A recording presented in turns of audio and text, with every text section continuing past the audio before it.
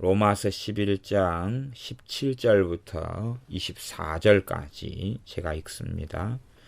또한 가지 얼마가 꺾여졌는데 돌감람나무인 내가 그들 중에 접붙임이 되어 창감람나무 뿌리의 진액을 함께 받는 자 되었은즉 그 가지들을 향하여 자긍하지 말라.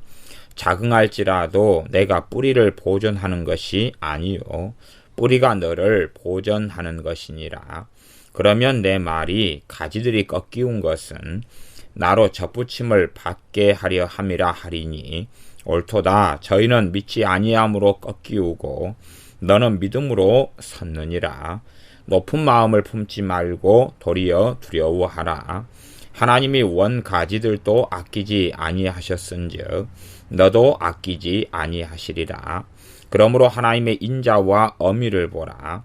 넘어지는 자들에게는 어미가 있으니 너희가 만일 하나님의 인자에 거하면 그 인자가 너희에게 있으리라. 그렇지 않으면 너도 찍히는 바 되리라.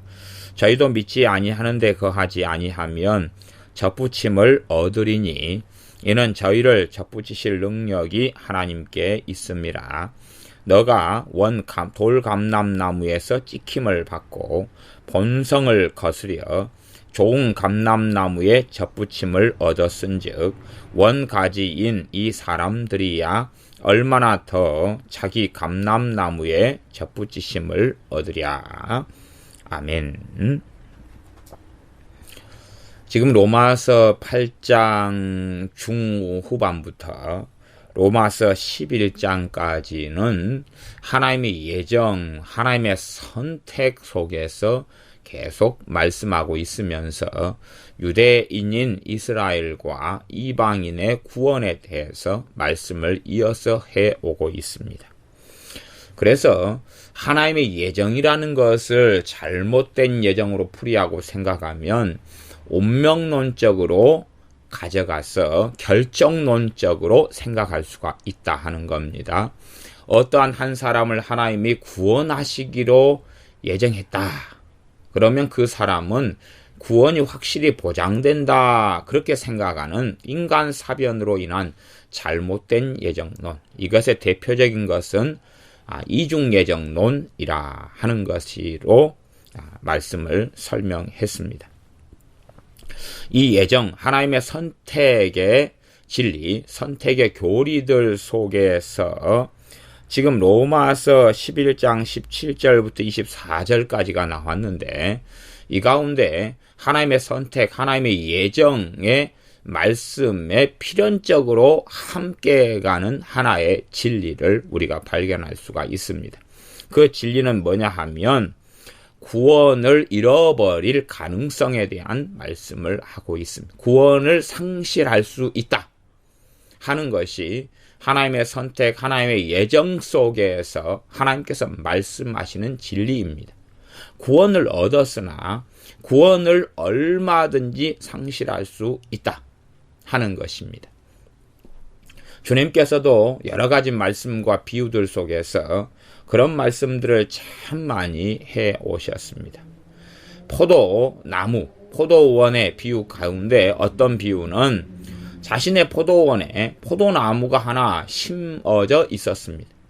포도나무가 하나 심어져 있다는 이야기는 구원을 받았다 하는 이야기요. 구원에 참여했다 하는 이야기로 설명할 수 있습니다. 그런데 유감스럽게 그 포도나무가 3년 동안이나 결실하지 않고 열매를 맺지 않았습니다. 그때에 포도원 주인이 종에게 그렇게 이야기합니다. 열매를 맺지 않았으니까 찍어버려라, 없애버려라 그럽니다. 그때에 종이 그러면 1년만 더 참아주십시오. 1년 동안 더 거름을 주고 물을 주고 잘 가꾸어 보겠습니다. 그런 다음에도 열매를 맺지 않거든 찍어버리겠습니다. 그렇게 말합니다. 그것을 다른 말로 하면 포도원에 참여하였다가 구원에 참여하였다가 주님의 몸과 피에 참여하였다가 구원을 얻었다가 구원을 상실한다는 것으로 이해하고 알 수가 있습니다. 열처녀 이야기도 마찬가지입니다. 지혜롭고 슬기로운 5처녀와 미련한 5처녀 합해서 10처녀가 다 주인을 기다리고 있었고 우리 주 예수님의 강림하심을 기다리고 있었습니다. 그러나 결코 주님이 강림하실 때에 그 잔치에 주님과 만나고 영원한 생명 속에 미련한 5처녀는 들어가지 못하였습니다. 두 사람이 맷돌을 갈고 있다가 하나는 데려감을 당하고 하나는 버려둠을 당하고 두 사람이 밭을 갈다가 하나는 데려감을 당하고 하나는 버려둠을 당한다 하는 말씀도 우리가 동일한 맥락에서 살펴볼 수가 있습니다. 하나님의 예정과 선택과 필연적으로 함께 가야 될 진리가 뭐냐 하면 구원을 상실해 버릴 수 있고 구원을 잃어버릴 가능성에 대하여 성경은 말씀하면서 그러면서 너희는 두려워하라 그리고 말씀합니다. 그래서 그 말씀들만 좀 보면 11장 20절입니다. 옳도다 저희는 이스라엘 사람들은 믿지 아니함으로 꺾이우고 너희는 이방인인 너희는 믿음으로 섰느니라. 높은 마음을 품지 말고 도리어 두려워하라. 믿음으로 섰기 때문에 두려워해야 합니다. 왜냐하면 행위에서 난 것이 아닌 선물을 받은 거기 때문에 그렇고 은혜로 말미암는 믿음이고 그 믿음으로 인한 구원이기 때문에 두려워해야 하는 것입니다. 믿음에 있어서도 두 가지 측면을 성경은 이야기합니다. 구원 얻을 믿음을 단번에 하나님께서 주셨다라고 말씀합니다. 하나님께서 구원 얻을 믿음을 주셔야지만이 실상은 구원 얻을 믿음을 가지게 되어집니다. 또 하나는 우리가 정말로 주 예수님을 믿어야 한다는 하나님의 권면, 하나님의 권고가 있습니다. 그 두 가지의 양면성 속에서 우리는 존재하고 있습니다. 높은 마음을 품지 말고 도리어 두려워하라. 그러면서 로마서 11장 21절은 하나님께서 원가지들도 아끼지 아니하셨은즉 너도 아끼지 아니하시리라. 원가지들을 이스라엘 유대인이라고 이야기합니다. 그들을 아끼지 않고 꺾어버리셨다고 이야기합니다. 꺾어버리셨으니까 너도 아끼지 않고 꺾어버리실 수 있다는 것입니다. 이스라엘 사람들은 하나님의 원가지들이 되었지만 그러나 오랜 세월 동안 열매를 맺지 않았습니다. 열매를 맺지 않을 뿐만 아니라 다른 가지들이 열매 맺는 것까지 방해했고 또한 하나님께서 보낸 선지자들을 죽였고 진리의 도를 끊임없이 회방해 왔으며 아들 대신 자신의 왕 대신 예수 그리스도 십자가에 못 박아 죽였고 그 이후에 영광의 복음, 구원의 복음, 생명의 복음을 끊임없이 방해하는 적그리스도 마귀의 앞잡이로 살아왔고 또한 유감스럽게도 지금 현재 유대인 이스라엘도 그렇게 살기를 그치지 않고 있습니다. 일부의 사람들만 주님께 돌아왔을 뿐이지 전반적인 이스라엘 사람들은 지금도 적그리스도로 행하고 있는 것은 유감스럽게 사실입니다. 그러나 우리가 이스라엘 사람들에 대한 긍휼과 자비를 가져야 될 것이고 그들의 영혼을 위해서 기도해야 하는 것은 하나님 앞에서 지극히 당연한 바고 마땅한 바입니다. 어떤 면에서는 우리 이방인인 신자들인 우리는 유대인들에게 빚진 자들입니다. 왜냐하면 우리에게 복음을 전한 유대인들이 다 사도들이 다 유대인들이 대부분이었습니다. 또한 복음을 이방 교회에 전했던 사도 바울이 유대인이었고 베드로 사도가 유대인이었고 예수의 제자들이 유대인이었기 때문에 우리는 유대인에게 빚진 자들입니다. 그렇기 때문에 유대인들의 구원을 위하여 기도하며 그들을 긍휼히 여기며 사랑해야 될 그 부르심은 당연하게 가지고 있습니다. 그것하고 지금 현재 이스라엘 유대인이 어떻게 행하느냐 하고는 객관적으로 다른다 하는 것입니다.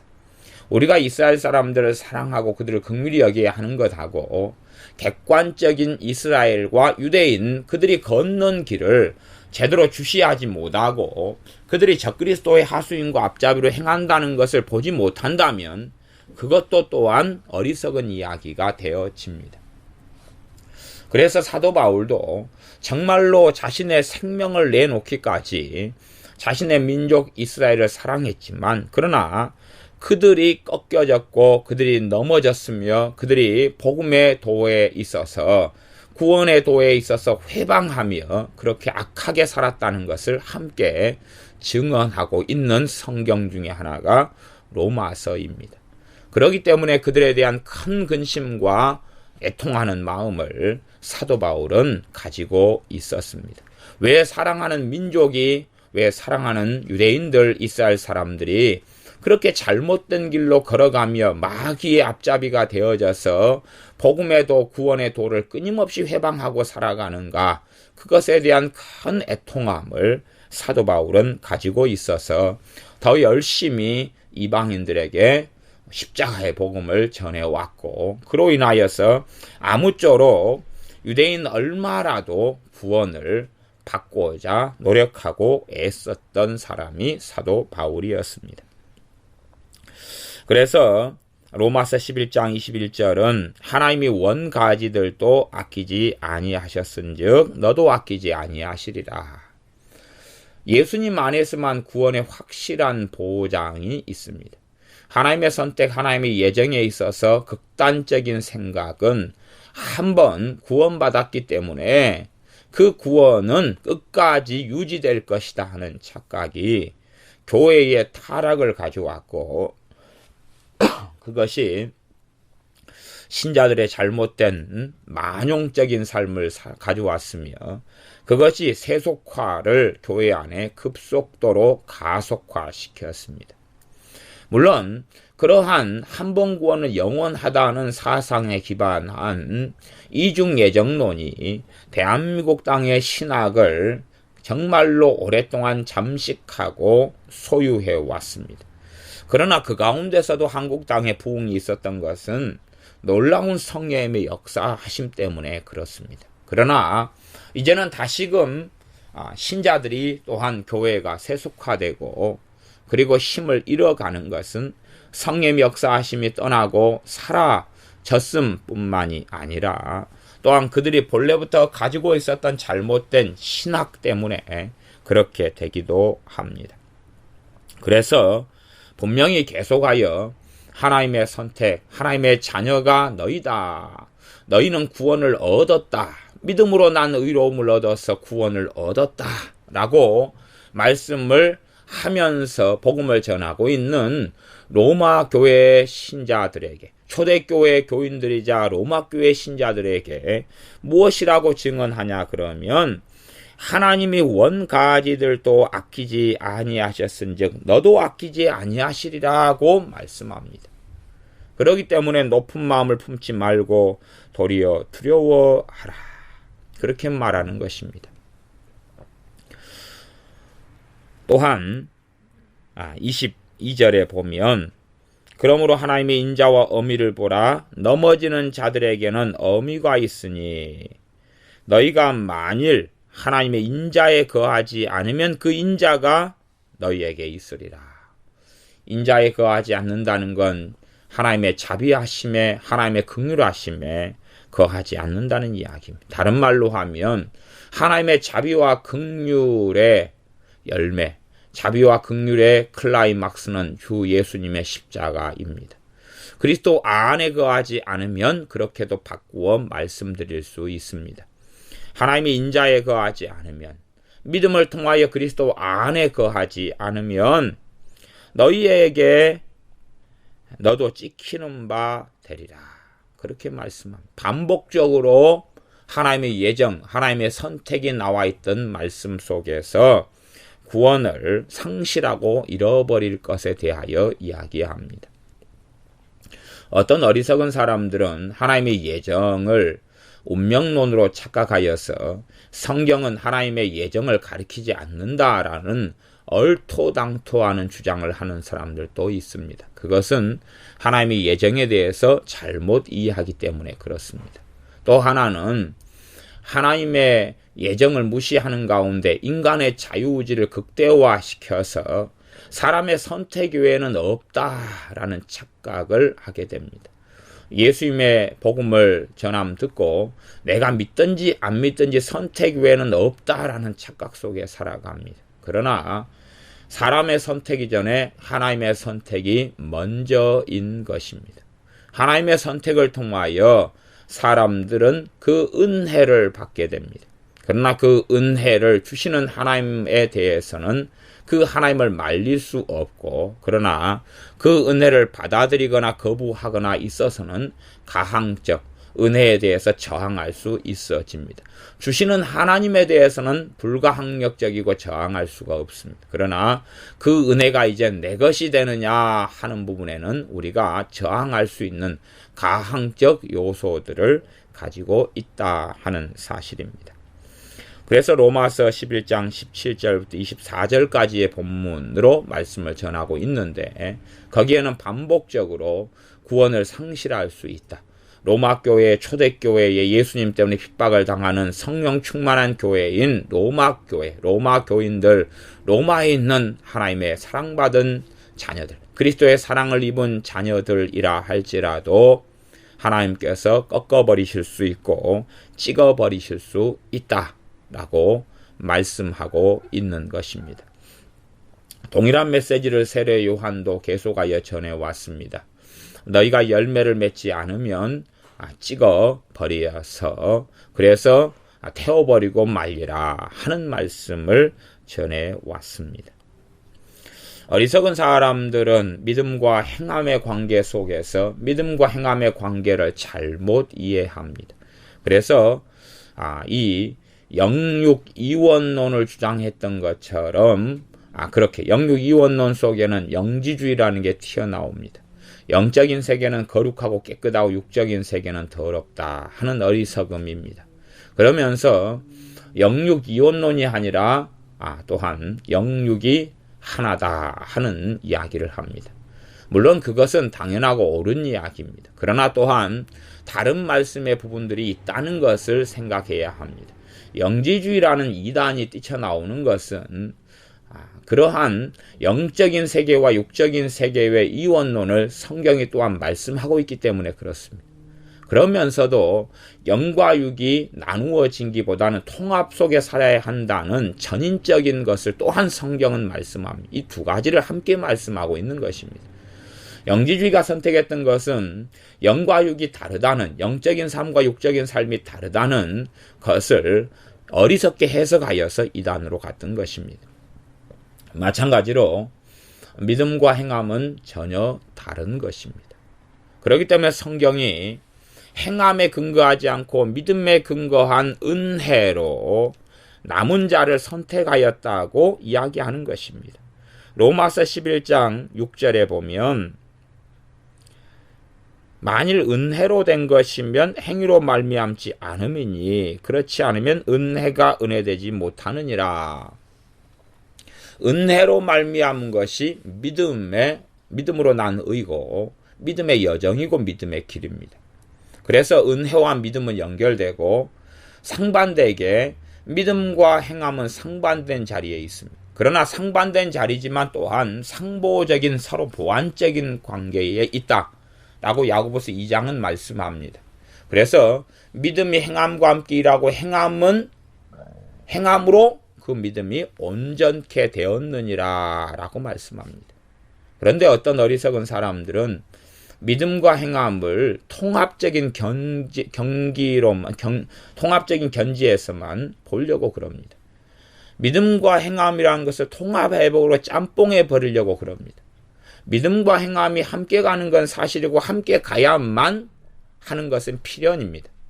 그러나 믿음 따로 행함 따로 하는 극단성도 너무나 위험하지만 믿음과 행함이 같은 것이라는 짬뽕도 정말로 위험하고 위험한 일이 됩니다. 저는 어제 밖에 나가서 비빔밥을 사 먹었습니다. 비빔밥을 사 먹었을 때에 거기에 함께 준 것이 된장국이었습니다. 그러면 물론 제가 먹을 때는 제 뱃속에서는 비빔밥과 된장국이 짬뽕이 되었을 겁니다. 그러나 제가 처음부터 비빔밥에다가 된장국을 부어가지고 섞어버렸다면 그것은 도대체 무엇이 될까요? 비빔밥에다가 된장국을 바로 부어서 말아버렸다면, 그렇다면 아마도 제가 보는 관점에서는 개밥이나 돼지밥이 될 수밖에 없을 거라 생각합니다. 비빔밥을 먹으면서 된장국을 함께 먹는 것이 정상적이고 바른 것이죠. 물론 제 뱃속에서는 비빔밥하고 된장국이 섞여 있게 되어집니다. 그러나 정말로 비빔밥과 된장국이 함께 나올 때에 바르게 먹는 방식이라 한다면 함께 먹지만 또한 따로 먹는 것이지요. 그런 것처럼 믿음과 행함은 본질적으로 계속하여 다르다고 성경은 이야기합니다. 다른 것을, 그것을 어리석은 사람들은 믿음과 행함을 이원론화한다고 공격합니다. 믿음과 행함의 이원론이 문제다. 물론 그 말에 일리가 있는 것은 사실입니다. 믿음과 행함을 극단적으로 이원론화시키는 것은 명백한 잘못입니다. 왜냐하면 주님께서는 하나님의 뜻대로 행하는 자라야 하나님의 나라에 들어올 것이라고 명백히 말씀하셨으며, 자기를 부인하고 자기 십자가를 진 자라야만이 하나님 나라에 들어올 것이라고 말씀하셨습니다. 그렇기 때문에 믿음과 행함은 결코 잘라질 수도 없고 끊어질 수도 없는 것입니다. 그러나 그렇다고 해서 믿음과 행함을 같은 것이라고 또한 주장해 버린다면 믿음과 행함에 대해서 그 상관관계에 대해서 다름에 대하여 끊임없이 말씀했던 성경을 부인해버리는 자리에 이르게 되고 맙니다. 극단적인 오류 속에 들어가고 마는 것이죠. 사람들은 자신의 논리로 둘 중에 하나만 자신의 입맛에 선호하고 좋아하는 진리 한쪽만 취하기를 좋아합니다. 그래서 제가 계속의 진리의 양면성, 나아가서는 어떤 진리들은 다면성이 있다라고 말씀드려 왔습니다. 기본적으로는 진리의 역설성과 진리의 양면성을 계속하여 설명해 왔습니다. 그래서 칼빈주의와 알미니안주의가 상보적인 보완적인 관계에 놓여야지만이 좀 더 균형을 이룰 수밖에 없다는 것을 설명해 왔습니다. 그러나 사람들은 칼빈주의만 선택하기를 좋아하거나 알미니안주의나 웨슬리안주의만 선택하기를 좋아하여 그 관점으로만 성경을 보기를 좋아합니다. 말하자면 사람의 전통을 통해서 사람이 만든 어떤 신학을 통해서 말씀을 보겠다 하는 관점을 끊임없이 유지합니다. 그러나 신학은 하나님의 말씀을 통하여 조망되어져야 합니다. 자신의 입맛에 맞게 어떠한 말씀들만 받아들인 속에서는 그도 그 나름의 신학을 만들어내고 형성하게 되어집니다.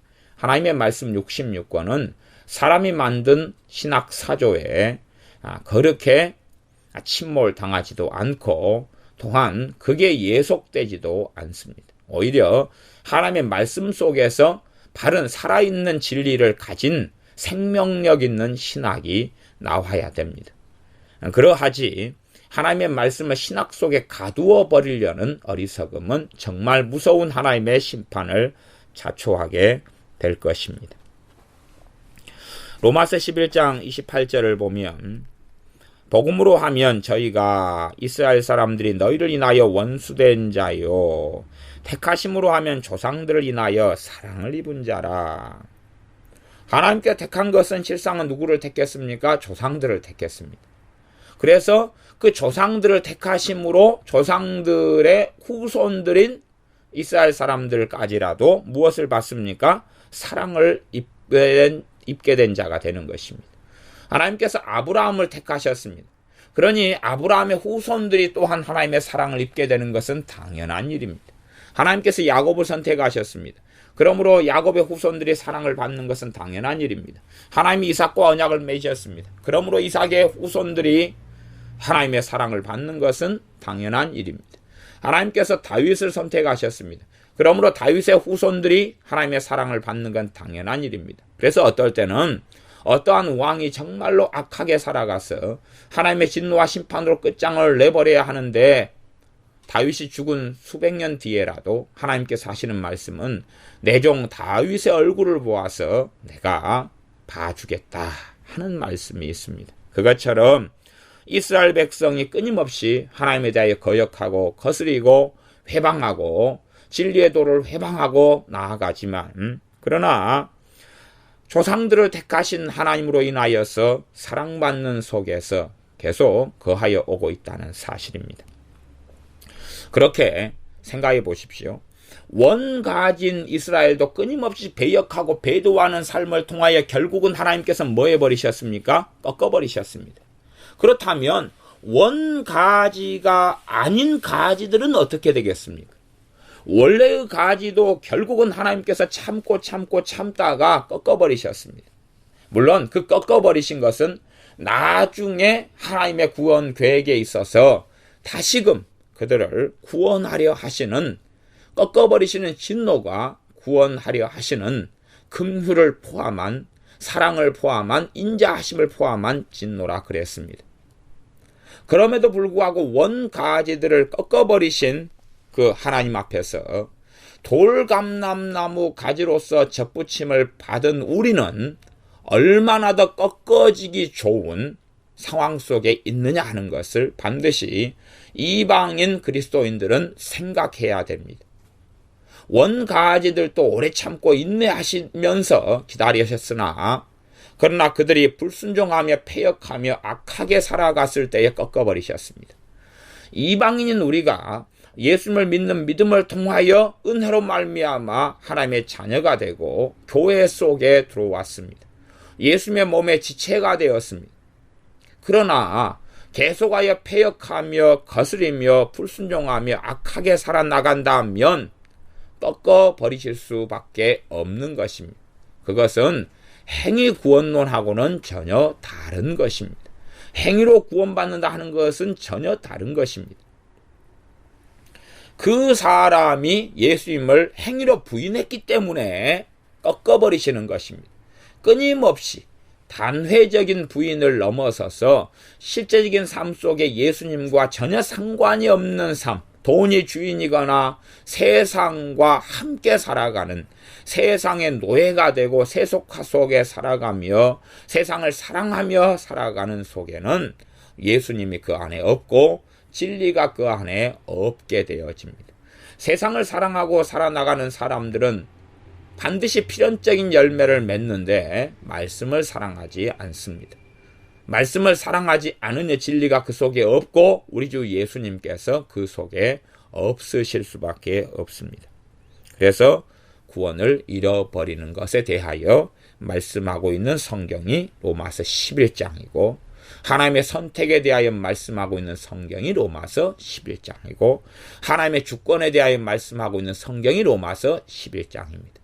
하나님의 주권과 하나님의 선택은 함께 가고 하나님의 예정은 함께 가며 은혜는 함께 갑니다.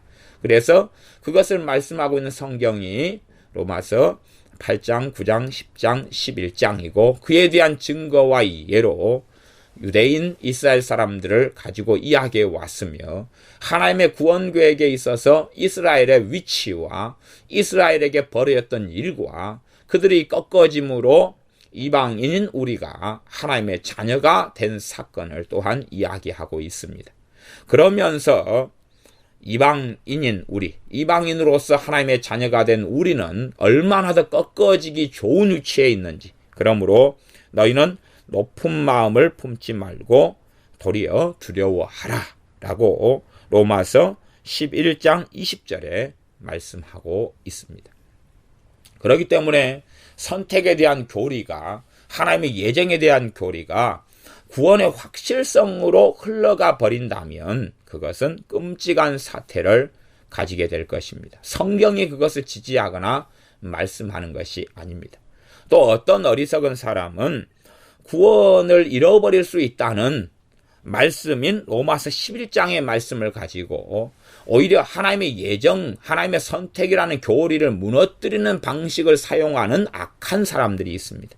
제가 왜 악하다고 이야기하냐 그러면 하나님의 말씀을 혼잡케 하며 부정하는 길로 걸어가는 사람들이 진정으로 악한 사람들이 아니고 무엇이겠습니까? 의도성을 가진 악한 사람들은 아닐지라도 결과론적으로는 하나님의 말씀을 더럽히고 혼잡케 하는 사람들이기 때문에 악하다라고 저는 말씀드릴 수밖에 없습니다. 다시 로마서 11장 17절로 넘어가겠습니다. 또한 가지 얼마가 꺾여졌는데, 성경은 하나님의 은혜에 따라서 사도 바울을 통하여 이렇게 놀랍게 자비롭게 기록되어져 있습니다.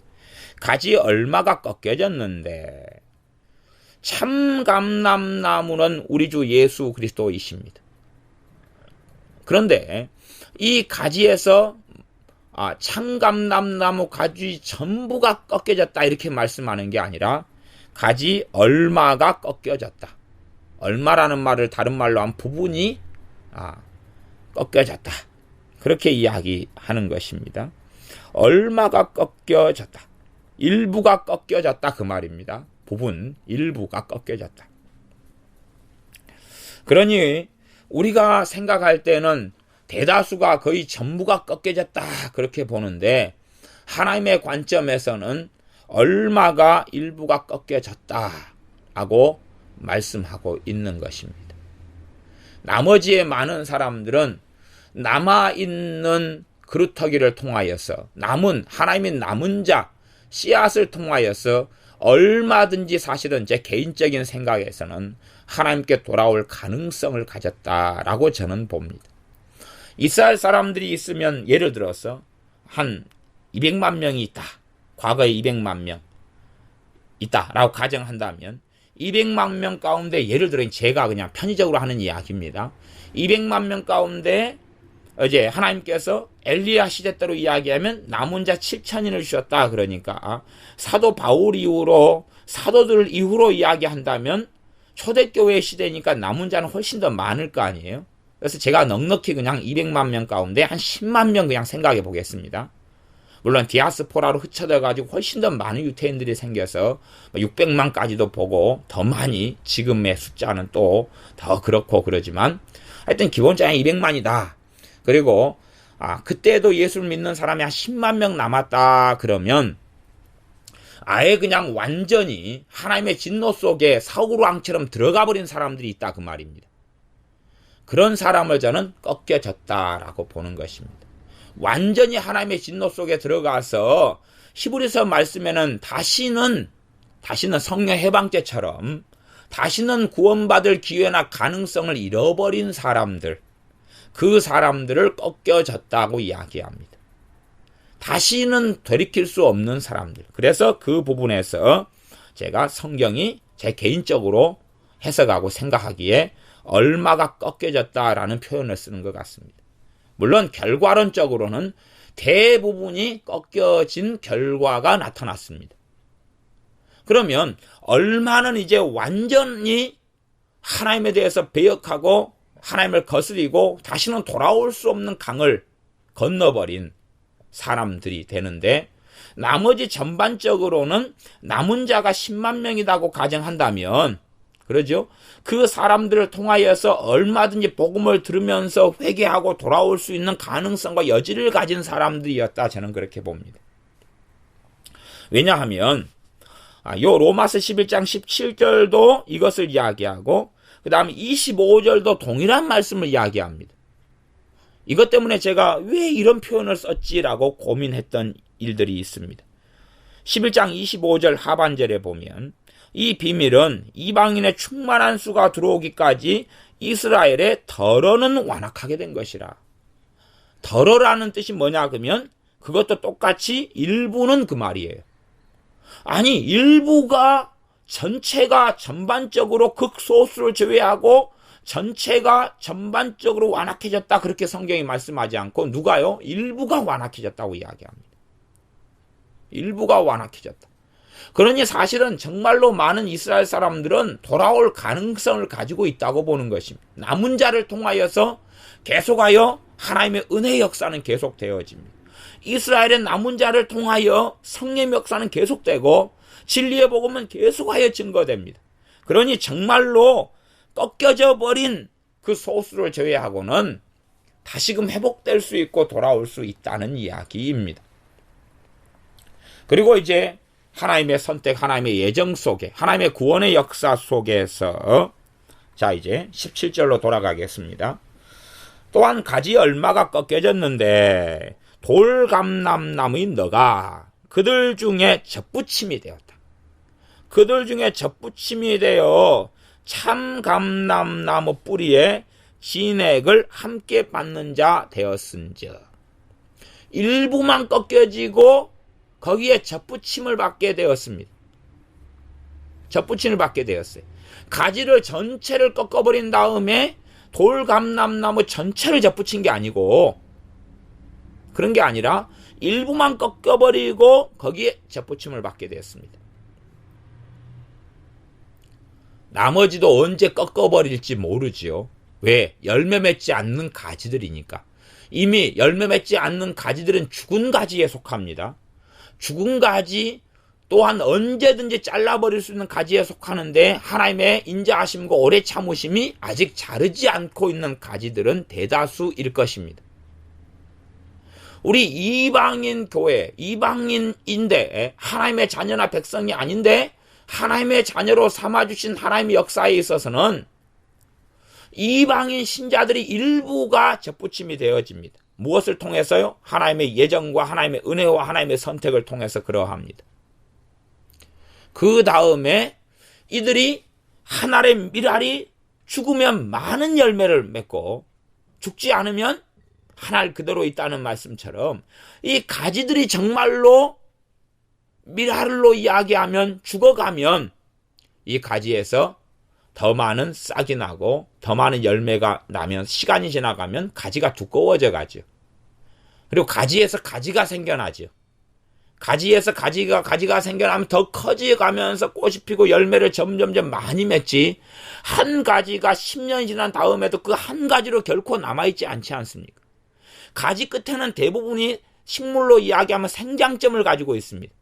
거기에서 계속 가지의 분화가 나타나는 것입니다. 요 접붙임은 실제하고 하나님의 접붙임은 사실은 거꾸로 갑니다.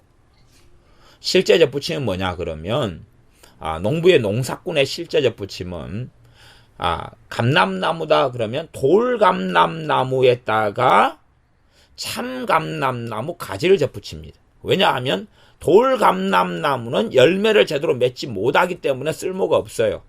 거기에서 참감람나무는 귀하고 희소하기 때문에 가지를 꺾어가지고, 아니면 중간에 가지하고 이 돌감람나무 뿌리하고 줄기까지만 남겨놓고 이 줄기 부분에 참감람나무를 접붙입니다.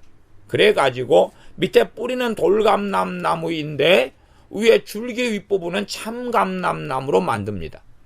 그렇게 해서 열매가 없는 돌감람나무를 참감람나무 가지들을 통하여 좋은 열매, 많은 열매, 아름다운 열매를 맺게 하는 것이 농부의 방식입니다. 그런데 하나님의 방식은 틀립니다. 그래서 하나님께서는 참감람나무를 가지고 계시고 참감람나무이신 주 예수 그리스도이십니다. 무엇이 부족하지 않다는 것입니다. 열매가 넉넉하고 풍성합니다. 항상 참감람나무는 그러합니다. 풍성합니다. 그런데 돌감람나무와 그 가지를 보니 너무나 불쌍하지 않습니까? 열매 맺지 못하고 쓸모가 없는 돌감람나무 가지들을 보니 너무나 불쌍합니다. 그래서 자신의 참감람나무 가지들을 보니 열매 맺지 아니한 가지들이 있습니다. 더 시간을 주고 진액을 흘려 보내고, 그리고 물을 보내고 양분을 보내면서 시간을 가지지만, 그러나 결국은 열매 맺지 않는 가지들 이어서 꺾어버린 다음에 저 돌감람나무 열매 없는 가지들, 불쌍하고 비참하고 비극적으로 살아가는 참감람나무 가지에 속하지 아니한 돌감람나무에 속한 그 가지들을 긍휼히 여기셔서 돌감람나무에서 취하여 가지고 꺾어낸 그 가지에다가 접을 붙여준다는 이야기입니다. 그것이 우리가 얻게 된 은혜였습니다. 그것이 우리가 얻게 된 은혜였습니다. 그리고 이제 그 돌감람나무가 진액을 계속하여 참감람나무 뿌리에서 진액은 액기스 되는 양분을 이야기하고, 그리고 영양이 많은 식물의 액집을 이야기합니다. 말하자면 이 물관과 췌관을 통해서 산소와 물과 영양을 공급받습니다.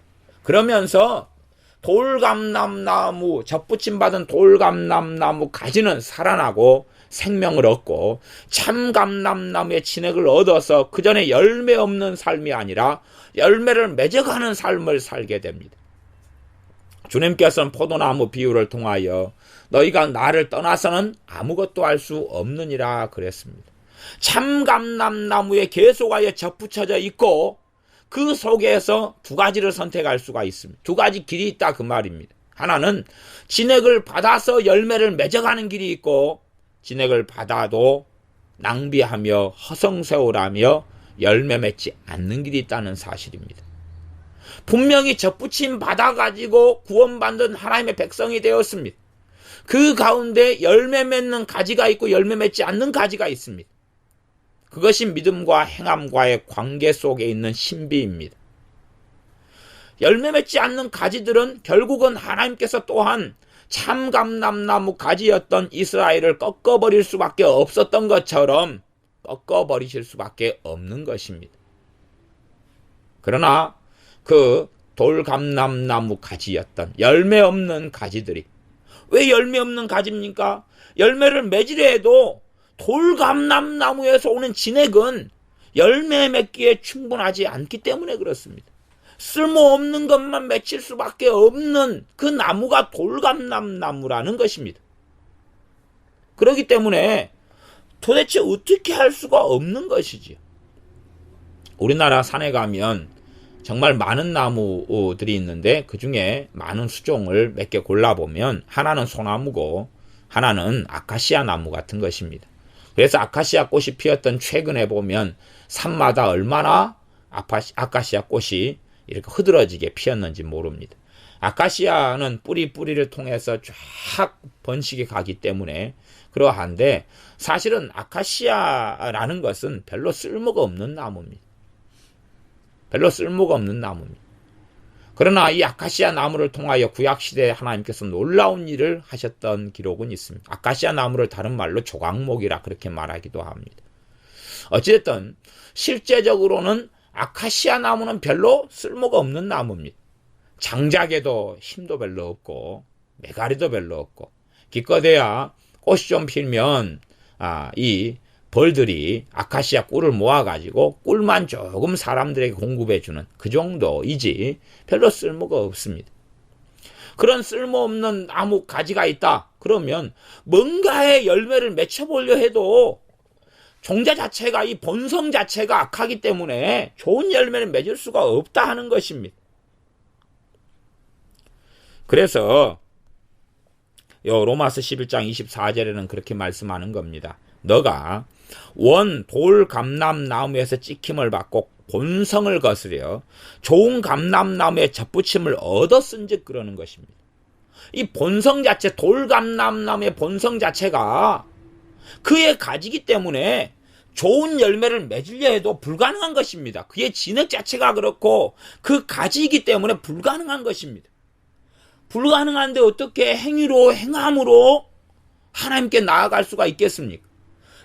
좋은 열매를, 참감람나무 열매를 맺어가지고 접붙임이 되는 길이 어디가 있겠느냐 하는 것입니다. 은혜로 선택을 받아가지고 참감람나무 가지에 접붙여지는 것입니다. 그 속에서 참감람나무 가지의 진액을 받아, 뿌리의 진액을 받아서 참감람나무 가지가 되어져 가는 것이고, 또한 거기에서 또 다른 성장을 하여서 더 많은 가지들과 열매를 거두게 되어지는 것이 돌감람나무 가지가 접붙임 받았던 그러한 길과 여정입니다. 그래 돌감람나무 뿌리 속에, 그 속에 돌감람나무 나무에 달려있는 가지로서는 그 본성 자체를 거스릴 수가 없다는 것입니다. 아무리 좋은 열매를 맺고 싶어도 맺는 게 불가능하다는 이야기입니다. 그래서 그것을 이해하기 시켜 주시려고 하나님께서는 사도 바울을 통하여 접붙임의 비유와 접붙임에 대한 이야기로 이해하도록 설명하고 계시는 것입니다. 그래서 다시 17절 참감람나무 뿌리의 진액을 함께 받는 자가 되었다. 얼마나 놀라운 은혜입니까? 얼마나 놀라운 긍휼과 자비이냐 그 말입니다. 우리가 돌감람나무 가지였는데 진액을 받는 자 되었으니 얼마나 놀라운 은혜이며 특권입니까? 내가 아름답고 내가 선량하고 거룩하기 때문에 우리에게 물관과 채관을 통하여서 예수 그리스도의 생명이 흘러들어오고 성령의 역사가 흘러들어오고 은혜가 흘러들어오는 것이 아니란 이야기입니다. 값없이 은혜로 받는 것이 되어졌습니다. 이제 우리에게 남은 과제물은 열매를 맺는 것입니다. 때가 되면 꽃이 피고 성장하고 열매를 맺는 필연적인 길을 걸어가야 됩니다.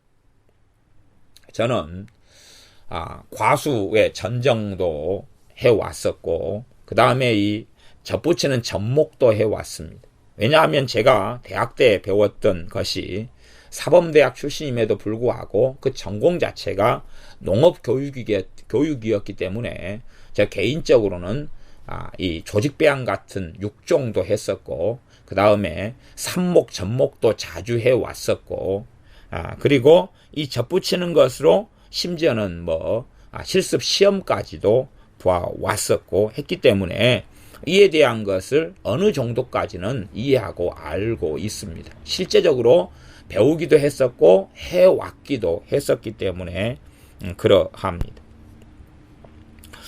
이 참감람나무의 진액을 함께 받는 자가 되었다. 은혜로 인하여 그렇습니다. 은혜로 인하여 이렇게 받는 자가 되었습니다. 18절에 그 가지들을 향하여 자긍하지 말라. 그 가지들을 향하여 자긍하지 말라. 자긍할지라도 그 가지들은 어떤 가지들입니까? 원가지들이죠. 꺾여져 버린 원가지들입니다. 꺾여져 버린 원가지들에 대하여 자긍하지 말라는 것은 자랑하거나 뽐내거나 거만하거나 교만하지 말라는 이야기입니다. 나도 은혜를 받아가지고 꺾여진 그 자리에 내가 이제 접붙임을 받게 되었는데 내 행위로 말미암는 게 아니고 그러니 꺾여져 버린 이스라엘 사람들 유대인들에 대하여 너희는 나쁜 놈이었기 때문에 꺾여졌고 나는 거룩하기 때문에 붙여졌다 하는 것은 정말로 큰 오만이며 독선이며 어리석음입니다. 그들도 죄인이어서 악한 자들이었고 이스라엘 사람들도 그래서 우리보다 훨씬 전에 접붙임 받은 가지들이 된 것입니다. 시간이 흘러가니 당연히 아마 제 개인적으로 믿기에도 이 이스라엘 사람들은 본질적으로 이들도 돌감람나무일 수밖에 없습니다. 그러나 그들은 아브라함을 통하여서 선택받은 민족이 되어서 접붙임을 받게 되었습니다. 접붙임의 시간이 오래되면 본성이 이제 그 나무 뿌리에 따라 변화되게 되는 것입니다. 그런 요소가 있어요. 그런 요소 때문에 그들이 이제는 오랜 세월을 통하여 참감람나무가 되었다 그렇게도 말할 수 있습니다. 그래서 원가지라 그렇게도 말할 수 있어요. 원가지라. 그런데 그 원가지가 꺾여졌어요. 그리고 우리가 거기에 접붙임을 받게 되었어요. 우리는 돌감람나무였던 자들이고 열매가 없는 자들이고 쓸모없는 자들이었어요. 그들에게 이스라엘 원가지들에 대해 하나님은 은혜를 베푸시고 긍휼을 베푸셨지만 그들은 거역하며 불순종하며 하나님을 영화롭게 하지 아니하였어요. 그래서 꺾어버렸어요. 실제적으로 그들이나 우리나 똑같은 것이죠. 그들은 언약 속에 있고 조상으로 인하여 하나님의 선택을 받았고 사랑을 입은 자예요. 우리는 사랑을 입지 않은 자고 처음부터 우리는 배역한 자고 조상으로 인하여서는 선택받지 못한 자예요. 그런데 행위적으로는 비슷해요. 행위적으로는. 물론 유대인들이 더 악하다 말할 수 있어요. 왜냐하면 은혜 속에 있는데도 그 은혜로 인한 삶을 살지 않았기 때문에 그러죠. 말하자면 집 옆에 옥물이 있어요. 집 옆에 옥물이 있어요. 그 다음에 집에서 한 10km 가야지 우물이 있어요. 그러면 집 옆에 우물이 있는 사람하고 집에서 10km를 가야지만 물이 있어서 우물이 있는 사람하고 그 두 종류의 사람이 다 더럽다고 생각해 보세요. 그러면 집 옆에 우물을 가진 사람의 더러움이 훨씬 더 심각한 것입니다. 그러지요? 똑같은 더러움이에요. 그런데 집 옆에 우물을 주었는데 더럽다. 그러면 훨씬 더 심각한 것이죠.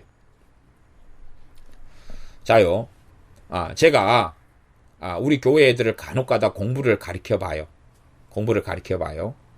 그러면 공부를 제가 가르쳐 보는 애들 가르쳐 보면 제가 이제 수학이나 영어나 가르치고 설명해 줄 거 아니에요? 설명해 줘요. 그런데 가르침을 받기 전과 후가 똑같아요.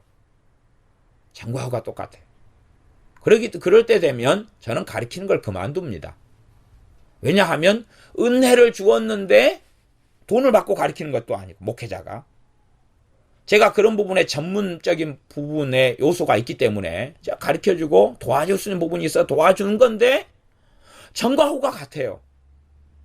그때가 되면 저는 공부 못하는 다른 애를 또한 가르치는 길을 선택합니다. 동일한 시간밖에 없으니까 그들은 다시금 버려버립니다. 버려버리고 너희들은 너희 알아서 해라. 그리고 다른 사람에게 다시 기회를 줍니다. 똑같이 공부를 못하는데 기회를 준다 그 말이에요. 그래서 가르쳐 봅니다. 아니 똑같이 공부를 한 사람은 기회를 가져서 공부를 가르쳐주고 잘 설명해주고 그렇게 했는데도 불구하고 열매 맺지 못한 아이들과 그 기회를 갖지 못해서 열매 맺지 못한 아이들이 있다 그러면 계속하여 공부를 가르쳤는데도 열매 맺지 못한 아이들을 계속 가르칠 필요와 이유가 없거든요. 좀 참아주고 인내해 주겠지만 그 이상은 그럴 필요가 없다 그 말이에요. 그래서 스톱, 여기까지다. 그러면 제게 배운 아이들은 그 전보다는 편해요. 똑같은 점수를 맞는 게 너무 편해요. 왜냐하면 가르침받지 못할 때는 10이라는 노력을 해가지고 그 점수를 못 맞는 점수라도 맞았다 그러면 가르침받을 때는 5라는 노력만 하면 그 점수가 나왔거든요. 그러니 편한 것이. 사실은 똑같은 노력 속에는 가르침을 받으면 10이라는 노력을 동일하게 한다면 더 많은 점수가 나왔어야 한다 그 말이. 근데 은혜를 은혜되게 안 만들어버린 것이. 은혜가 왔으니까 자기의 노력과 수고를 줄여버리는 것이죠. 그러니 결과가 똑같아져 버리는 것이죠. 그렇기 때문에 가르침이 없이 공부를 못한 사람들에게 긍휼과 자비를 베풀어 보는 거예요. 제 입장에서는. 그래서 또 그 아이가 그 기회를 선용하고 잘 사용하느냐를 저는 살펴볼 수밖에 없습니다. 이것이 하나님이 역사하신 방식 중에 하나였습니다. 끊임없이 이스라엘에게 기회를 줘 보았습니다. 그 참감람나무 가진 이스라엘에게 찐액을 계속하여 보내보았다 그 말입니다. 그리고 기회를 주었습니다. 그러나 열매 맺지 못했습니다. 그러하니 열매 맺지 못하고 추레하고 가치 없고 쓸모없는 돌감람나무 가지를 꺾어다가 접붙여 주면서 다시 이들에게 내 백성이 아닌 자를 내 백성이라 하는 하나님의 긍휼이 나타났었습니다. 그래서 이것을 마태복음 22장이나 누가복음 14장 21절로 이야기한다면 마태복음 22장 8절은 그렇게 이야기합니다. 한 8절 9절인데 청한 사람들은 합당치 아니하니 사거리 길에 가서 그럽니다. 청한 사람들은 합당치 아니하니 사거리 길에 가서 만나는 대로 불러오라. 그것이 마태복음 22장과 누가복음 14장에 있는 주님의 말씀입니다. 이스라엘 사람들이 참감람나무 가지이니 그들을 먼저 청하고 부르는 것입니다.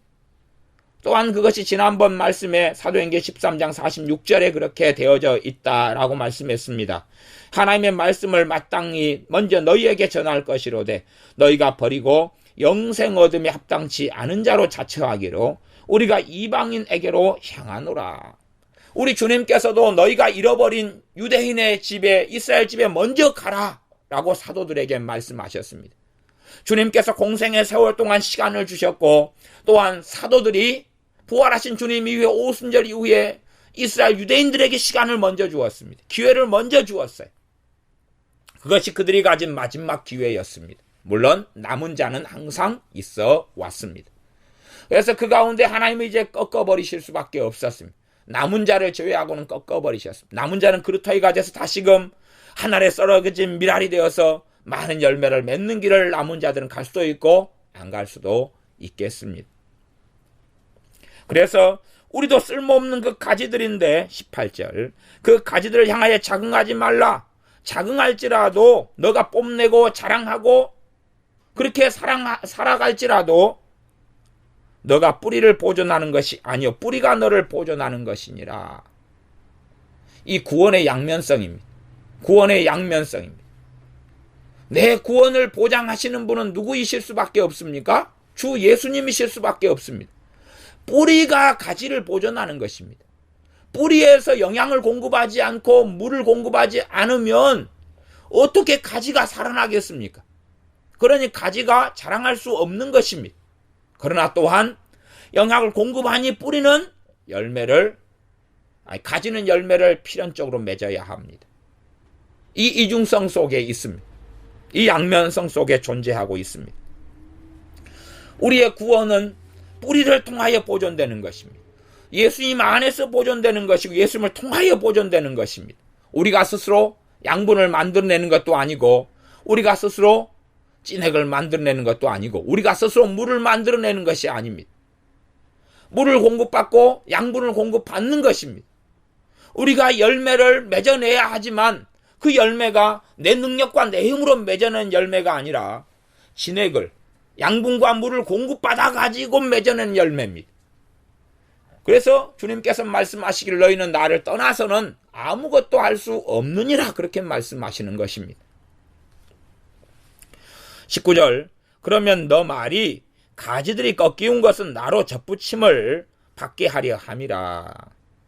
야, 이 참감람나무 가지들이 꺾여진 것은 나를 접붙임 받게 하려고 하나님이 한 것이지 않습니까? 그런 자랑할 만한 것이지 않습니까? 그렇게 주장할 수도 있다는 이야기입니다. 그러나 그것은 그렇지 않다는 것입니다.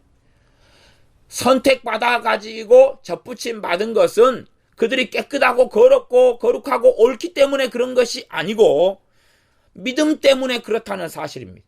행위 때문이 아니라 행함 때문이 아니라 믿음 때문에 접붙임된 것이라는 사실입니다. 그것은 결코 자랑할 수 없다는 것입니다. 내가 예수를 믿었다 하는 것은 그 은혜를 받아들였다 하는 것이지 결코 자랑할 수 있는 것이 되지 않고 또한 누군가가 복음을 전해 주었다는 것이지 내가 그 복음을 스스로 만들어낸 것이 결코 아닙니다.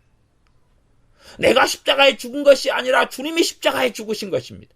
그리고 그것을 믿을 때에 내가 함께 주님의 죽으심에 동참하는 것이지 내가 진노를 받아 스스로 십자가에 죽은 다음에 내가 죽었노라 그러니 스스로 부활하노라 그렇게 되는 것이 아니란 이야기입니다. 그 이야기가 20절 말씀입니다. 옳도다 그까지는 너희가 맞다. 저희는 믿지 아니하므로 이스라엘 사람들은 믿지 아니하기 때문에 꺾이오고 너는 믿음으로 섰느니라. 믿음으로 섰기 때문에 높은 마음을 품으면 안 되는 것이다.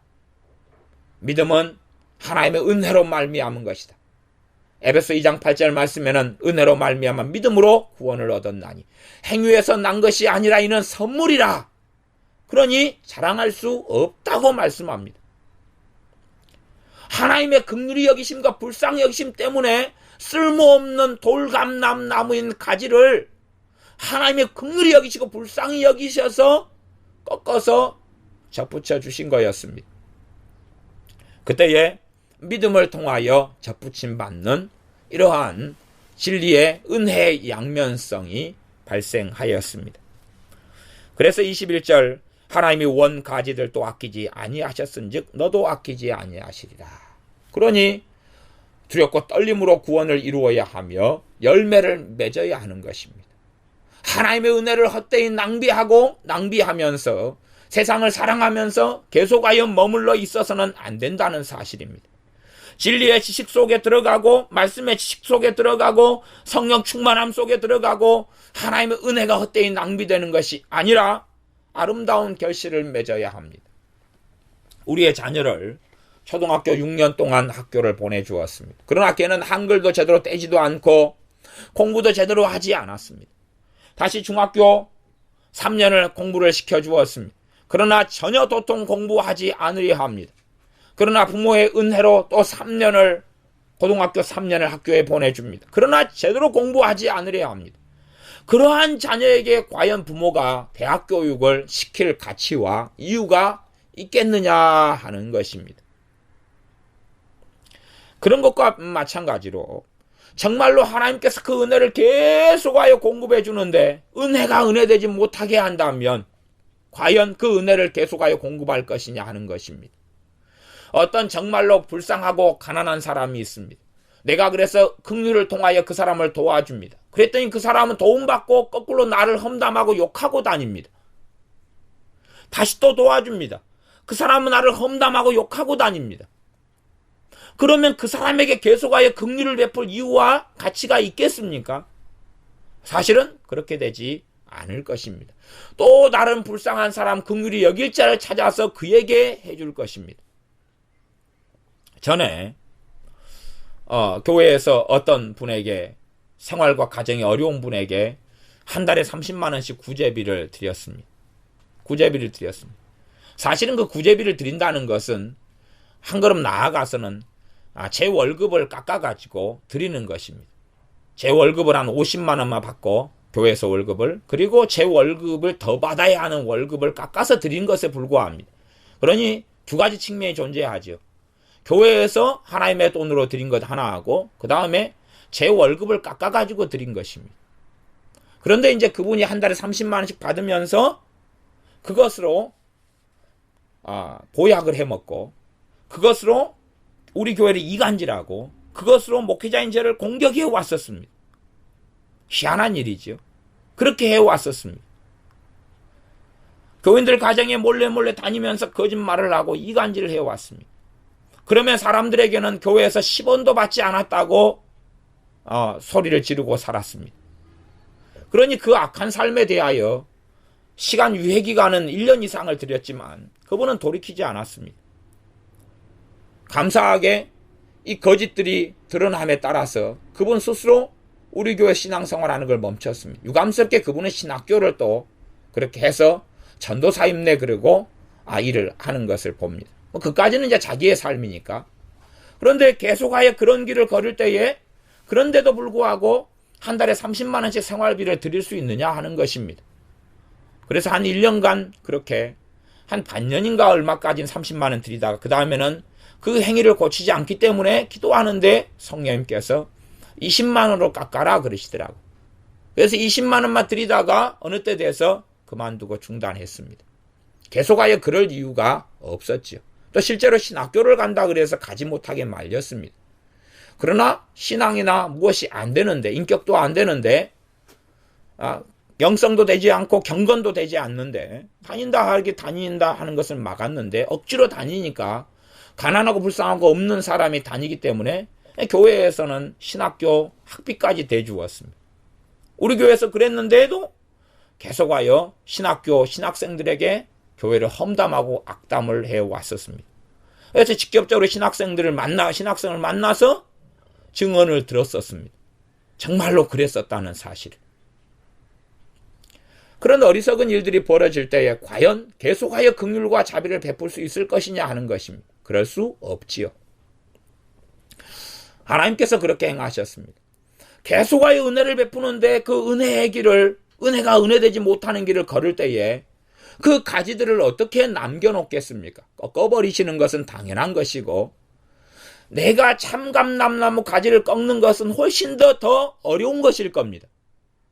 그러나 접붙인 가지를 꺾어버리는 것은 훨씬 더 쉬운 것입니다. 참감람나무 가지에 대해서 애착이 있을 것 아닙니까? 애착이 있지요. 원가지니까 애착이 있지요. 그러나 돌감람나무 가지이고 접붙인 가지는 대단한 애착을 가지지는 않지 않습니까? 농부의 입장에서 생각해 보십시오. 그러니 열매 맺지 않고 접을 붙였는데 그러한 열매를 맺지 않으면 시간 투자하고 돈을 투자하고 농부의 입장에서 그렇게 할 이유가 없어지는 것입니다. 재빨리 잘라버리고 또 다른 가지를 열매 맺을 다른 가지를 접붙이는 것입니다. 그것을 통하여서 하나님께서는 예수를 믿는 로마 교회 신자들에게 또한 지금 현재 믿는 우리들에게 경고하고 계시는 것입니다. 하나님이 원가지들도 아끼지 아니하셨은즉 너도 아끼지 아니하시리라. 그러니 높은 마음을 품지 말고 도리어 두려워하라. 유대인에 대하여 잘난 체 하지 말고 높은 마음을 품지 말아라. 너희도 은혜로 인하여서 부르심 받은 것이다 라고 말씀합니다. 22절 그러므로 하나님의 인자와 어미를 보라. 이 하나님의 주권 속에서 하나님의 역사하심 속에서 두 가지를 잘 살펴보아라. 하나님의 인자하심을 살펴보고 하나님의 어미하심을 다른 말로 하면 하나님의 공이라고 말할 수 있습니다. 그것을 잘 살펴보아라. 얼마나 하나님이 인자하신지 얼마나 하나님이 또한 준엄하신지 이 두 가지를 잘 살펴보아라. 그러면서 넘어지는 자들에게는 어미가 있다 라고 말씀합니다. 넘어지는 자들 앞에 지금 로마서 11장 11절에 보면 11절 12절에 보면 이스라엘 사람들 유대인들이 저희의 넘어짐이 그랬죠. 그들이 넘어지니까 그들이 허물하고 죄를 짓고 하나님을 떠나고 하나님을 반역하니까 그들에게 무엇이 있었습니까? 하나님의 어미가 있었습니다. 넘어지는 자들에게는 하나님의 어미가 있고 어미가 있으니 너희가 만일 하나님이 인자에 거하면 하나님의 그 긍휼 속에 너희가 거하면 긍휼을 받을 자 하나님께서는 어떻게 행하십니까? 내가 긍휼히 여길 자를 긍휼히 여기고 불쌍히 여길 자를 불쌍히 여기리라라고 말씀합니다. 하나님의 은혜로 인하여 부르심 받고 선택받아서 그래서 은혜의 자리 속에 있는데 열매 맺지 않는다면 그 사람은 인자에 거하는 것이 아니게 됩니다.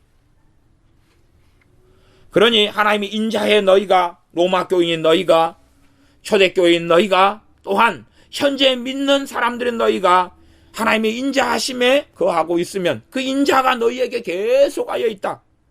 그러나 너희가 그 인자하심에 거하고 있지 않으면 그 인자하심과 그 은혜를 헛되이 보내고 낭비하게 되어지면 너도 찍히는 바 될 것이다 말씀합니다. 23절 저희도 믿지 아니하는데 거하지 아니하면 꺾여진 유대인들이 믿지 않는데 거하지 아니하면 다른 말로 하면 그들도 예수를 믿으면 그러는 것입니다. 예수를 믿으면 접붙임을 얻을 것이다. 이는 저희를 접붙이실 능력이 하나님께 있습니다. 유대인들도 예수를 믿게 되면 다시금 참 감람나무에 접을 붙여주실 것이다. 아무리 그들이 떨어진 지 오래됐고 그래서 말라서 가지가 죽어버렸더라도 다시 살려내가지고 접붙일 능력이 하나님께 있다 하는 것입니다.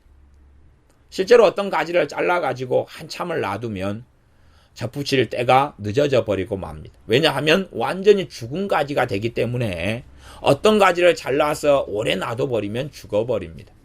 저 같은 경우야 삽목이나 이런 것도 종종 해와서 어떤 가지를 잘라가지고 모래 위에다가 이렇게 심어 놓으면 동백 같은 것 혹은 국화 같은 것 심어 놓으면 뿌리가 나면서 또 다른 개체의 식물을 이루어냅니다.